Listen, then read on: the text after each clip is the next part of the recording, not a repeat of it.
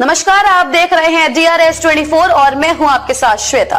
तो चलिए रुक करते हैं आज की प्रमुख और बड़ी। सपा मुख्य अखिलेश यादव पहुंचे आगरा। अखिलेश यादव ने कहा कि महाकुंभ में जाने वाले श्रद्धालुओं के वाहन हो टोल फ्री। अपने मनोरंजन के लिए फिल्म टैक्स फ्री हो सकती है तो कुंभ में जाने वाले वाहन टोल फ्री क्यों नहीं हो सकते। दिल्ली चुनाव परिणाम पर कहा कि हार बहुत कुछ सिखाती है, पर मिल्कीपुर सीट पर लूट हुई। भाजपा अयोध्या हारी है तो एक सीट पर पूरी शक्ति लगा दी। मिल्कीपुर सीट के लिए BLO सम्मानित होने चाहिए।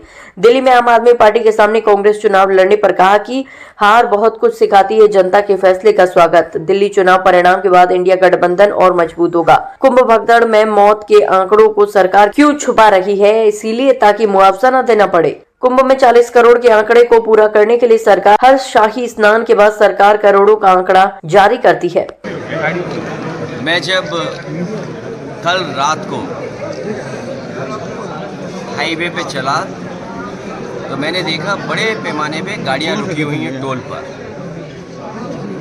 टोल पे जो गाड़ियां रुकी थी उनके साथ साथ जहां बसों को स्थान मिल जा रहा था वहाँ पर रुक करके सब अपने भोजन खाने पीने का इंतज़ाम कर करके बैठे हुए थे। इसीलिए मैंने कहा कि इस सरकार में कई मौक़ों पर हम लोगों ने देखा अपने मनोरंजन के लिए मनोरंजन कर ये लोग माफ़ कर देते थे, टैक्स फ्री करते फिल्में। अगर अपने मनोरंजन के लिए फिल्मों को टैक्स फ्री कर सकते ही हैं तो इतने बड़े पैमाने पे कुंभ यात्रा पर कुंभ में जाने के लिए स्नान करने के लिए लोग जा रहे हैं और दूर दूर से यात्री जा रहे हैं। सोचिए, जिन परिवारों से मैं मिला वो हिमाचल के थे, हरियाणा के मिले, मुझे दिल्ली के मिले। लोग इतनी दूर से चल कर के आ रहे हैं, न जाने कितना तो उन्हें टोल देना पड़ रहा होगा जब आप 10,000 करोड़ से ज़्यादा का कुंभ कर रहे हैं।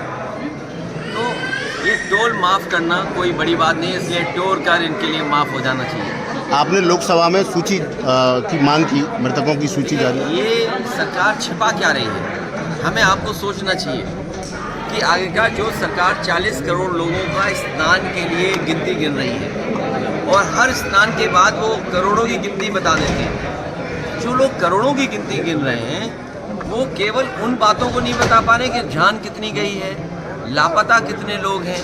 हम और आप लोग लगातार खबरें सुन रहे हैं, कोई अपने पिता को ढूंढ रहा है, कोई अपने परिवार के दूसरे सदस्यों को ढूंढ रहा है, भाई भाई को ढूंढ रहा है, बेटी पिता को ढूंढ रही है। तो ये जो घटनाएं सुनने को मिल रही हैं कि बेटा के पिता एक्सपायर हो गए हैं, उनको डेथ सर्टिफिकेट नहीं दे रहे। आखिरकार क्या छिपाना चाहती सरकार जब आपने कह दिया है कि कुंभ में मरने वालों के जिन परिवारों की जान गई है उनको 25 लाख का मुआवजा देंगे, मदद करेंगे उनके परिवार की। तो ये गिनती क्यों छिपा रहे हैं आप? ये गिनती इसलिए छिपा रहे हैं क्योंकि इनको मुआवजा न देना पड़े। और बड़े पैमाने पे लोगों की न केवल प्रयागराज में कुंभ में जान गई है, बल्कि जब यात्रा करे हैं आने पर जाने पर बहुत सारे लोगों की जान गई है। हमारी सरकार से मांग है कुंभ यात्रा में जिन जिन लोगों की जहाँ कहीं भी जान गई है, गोरखपुर में ही बड़े पैमाने पे गोरखपुर के लोगों की जान चली गई, उनकी मदद होनी चाहिए। आज भी अखबारों में पढ़ा मैंने कि कुछ परिवारों की जान चली गई। तो कुंभ में जान जाने वालों की, दूसरे प्रदेश के जो लोग आए जिनकी जान गई उनकी, और कहीं भी श्रद्धालुओं का एक्सीडेंट हुआ उसकी जान गई है तो सरकार को मदद करनी चाहिए उनकी। सर, दिल्ली विधानसभा चुनाव परिणाम आ गया। देखिए, दिल्ली का परिणाम जो हमने आपने देखा, आपको हम चाहते थे कि आप पार्टी जीते, आप पार्टी नहीं जीती, बीजेपी जीती है। लोकतंत्र में हम जनता का जो भी फैसला वो स्वीकार करते हैं, लेकिन उत्तर प्रदेश की हमने आपने लूट देखी है। ये जो लोग मिल्कीपुर एक विधानसभा पूरी ताकत लगा दी ने, इन्हें तो लोकतंत्र में कोई बहुत बड़ा सम्मान देना चाहिए। लोकतंत्र में इन्हें सम्मान मिलना चाहिए, उन BLO को सम्मान मिलना चाहिए जिन BLO ने पर्ची नहीं पहुंचाई, नाम काट दिए समाजवादियों की। उन अधिकारियों को भी लोकतंत्र का कोई ना कोई पुरस्कार मिलना चाहिए जिन्होंने वोट नहीं डालने दिया। ऐसे लोगों को विशेष सम्मान देना चाहिए जिन्होंने 6 वोट डाले, 2 वोट डाले। लोकतंत्र में उनको भी सम्मान मिलना चाहिए जो दूसरे जिलों से आकर के भारतीय जनता पार्टी के लिए उस जिले में वोट डाले थे जो हम लोगों ने पकड़ लिए थे। तो ये चुनाव नहीं था, ये लूटा था इन्होंने चुनाव। और ये जनता देख रही है। ये पीडीए के लोग, पीडीए समाज के तमाम मतदाता देख रहे हैं कि उनके साथ क्या भेदभाव हो रहा है। भैया जो लोग मिल्कीपुर जीत करके कोई संदेश देना चाहते हैं, अयोध्या की हार मिल्कीपुर की जीत बराबर नहीं कर सकती है। अयोध्या की हार हमेशा हमेशा के लिए अयोध्या की हार रहेगी, वो बदला नहीं हो सकता मिल्कीपुर की जीत। जो लोग ये कह रहे हैं मिल्कीपुर जीत करके बदला ले लिया, अयोध्या का बदला कोई नहीं हो सकता। अयोध्या की जनता ने अयोध्या में जिताया था, ये चुनाव भी जीत जाते, लेकिन इन्होंने बड़े पैमाने पे बेईमानी की है।